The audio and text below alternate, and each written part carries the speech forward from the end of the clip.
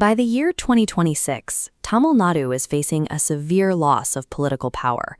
The state is projected to watch its representation in the Lok Sabha drop from 39 seats down to just 31. This impending drop has fueled a massive public outcry. The widely held belief is that Tamil Nadu is being actively punished for successfully controlling its population over the last few decades, while the system is simultaneously rewarding the northern states for having higher birth rates. It is a grievance that feels entirely logical to the people living there.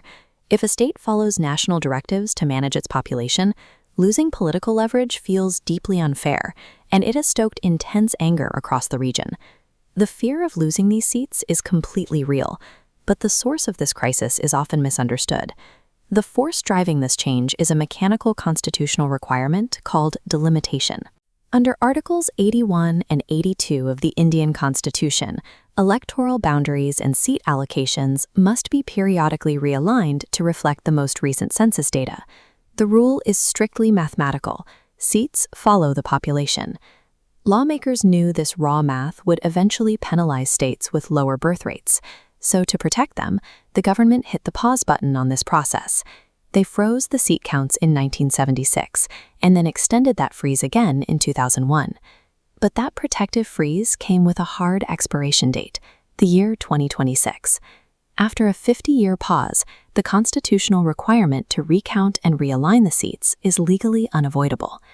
The upcoming seat adjustment is the long overdue expiration of a constitutional grace period. It was always going to happen. Knowing exactly what this math would do to the southern states in 2026, the central government anticipated the demographic imbalance and stepped in to prevent the loss of power. They drafted a legislative amendment to act as a protective shield for states with lower populations. The core mechanism of this bill was a 50% solution, proposing a uniform 50% increase in parliamentary seats across all states. By expanding the total size of the Lok Sabha from 543 seats to approximately 850 seats, the amendment ensured that absolutely no state would lose ground. The proposed law proves that the system actively tried to prevent the exact victimization the public currently fears. To see how effective this shield would be, we can look at the two alternate futures for Tamil Nadu using this chart. We start with the baseline of 39 seats, which would have jumped to 60 under the proposed amendment.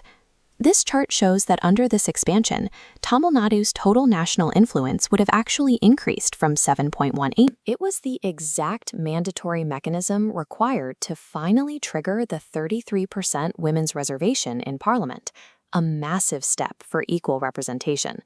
Mathematically and politically, the amendment was a win for all sides. It actively strengthened Tamil Nadu's future leverage on the national stage.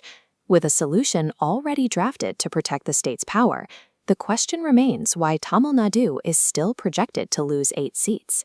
Passing a constitutional amendment of this scale requires a rigid legislative hurdle, a 2/3 supermajority vote in Parliament. Records show that the very amendment designed to save these seats was defeated because of opposition from local political parties, including the DMK. This opposition was driven by short-term political calculations. The long-term constitutional baseline of the state was cast aside in favor of immediate partisan positioning.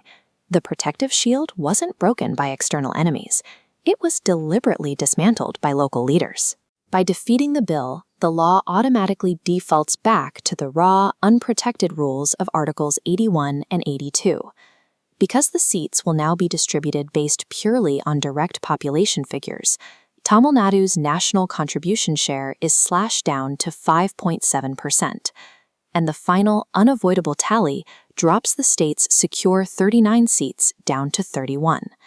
This loss of 8 representatives is the direct result of local leaders rejecting a constitutional safeguard.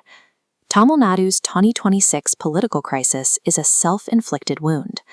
The state's power was sacrificed by the very people elected to protect it.